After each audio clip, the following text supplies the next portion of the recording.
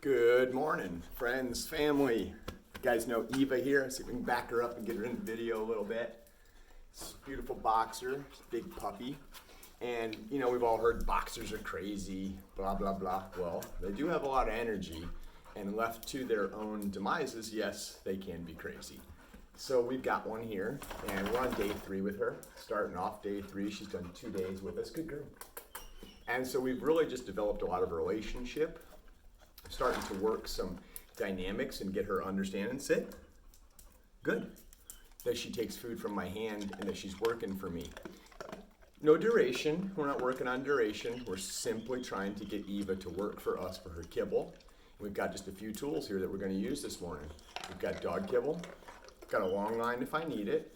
And she is wearing a training collar. If you can see here, it's a pinch collar. Let's talk about that for a second. So many people see a pinch collar, think that dogs are being abused, jerked around, and you know what? A lot of times they are. The pet industry, big box stores, I blame them a lot because they sell these collars in their stores, but they don't teach anybody how to use it. Therefore, dogs do get abused by these collars. There's a proper way and an improper way to use them. It's simply a communication tool to your dog. It's not the medieval torture device that it looks like. Years ago I trained at one of these box stores, and if I saw you in an aisle buying one of those collars, I immediately knew that I had a prospective client, because no one buys a collar like that whose dog is doing well. Problem is, no one knows how to use them. Chain collars, in America they're referred to as choker collars, because people don't know how to use them. They go down the blocks choking their dogs. That's not how the collar is supposed to be used. We might use it today in the class. If we do, we'll use it properly and we'll show you how to use it. In fact, come here, Eva. I'll show you right now real quick. I'm gonna take this little collar. I'm just gonna apply a little bit of pressure, tell her to sit. Good. And I let that collar go. It's one of the dog training quadrants. It's called positive punishment. I don't like the term punishment. I like the term correction. I feel like punishment is meant to inflict pain.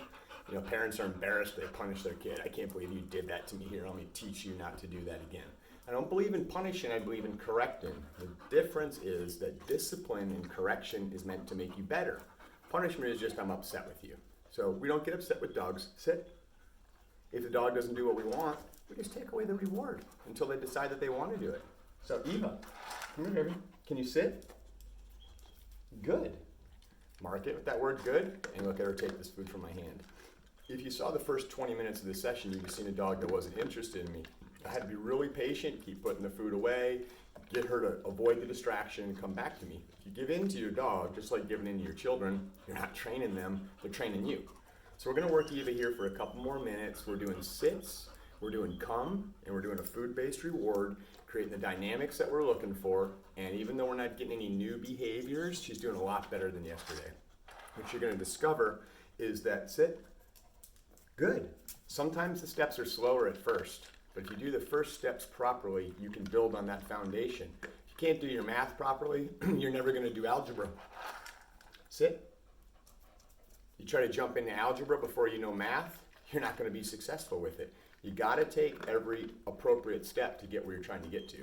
How many of you stand at the bottom of a flight of stairs and jump to the top? You got to take each one of those steps to get to that next floor. And that's what we're doing here with Ava. Let's call today step 2 for her. Good girl.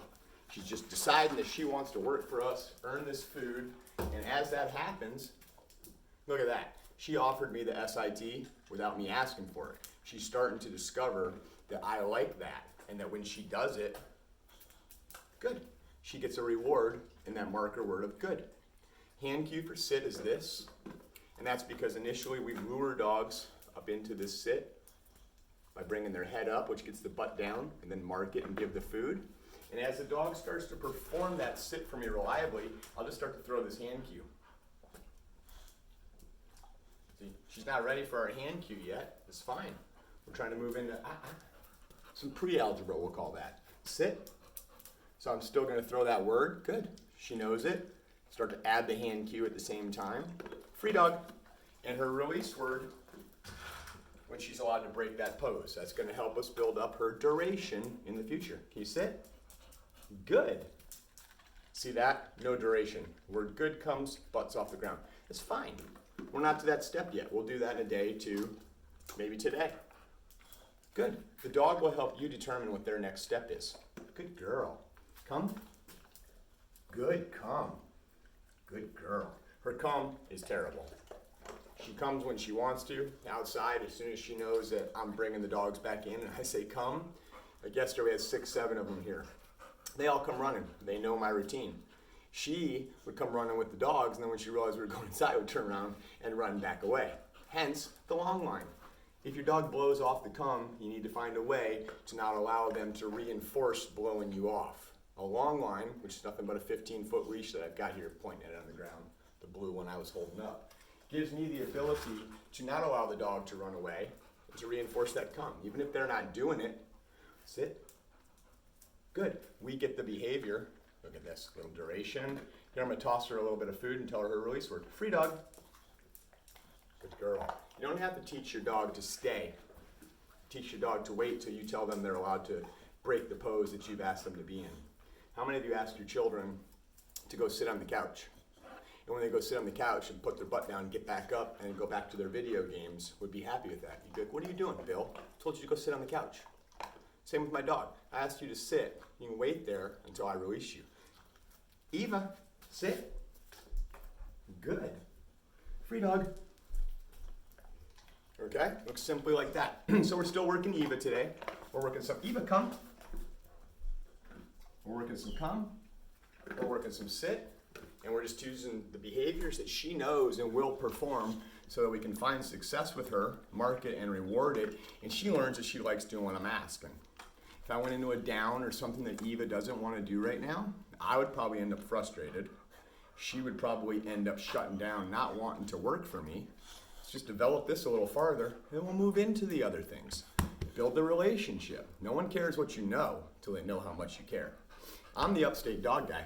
I appreciate all my friends out there who follow me and watch these videos and apply these principles to their dogs at home.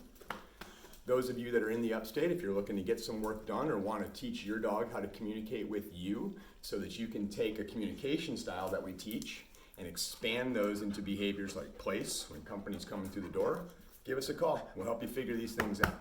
Appreciate y'all. Have a great day. Stay dry. It's cold and wet out there. Good girl, Eva. It's a good baby. She's a good girl. I know.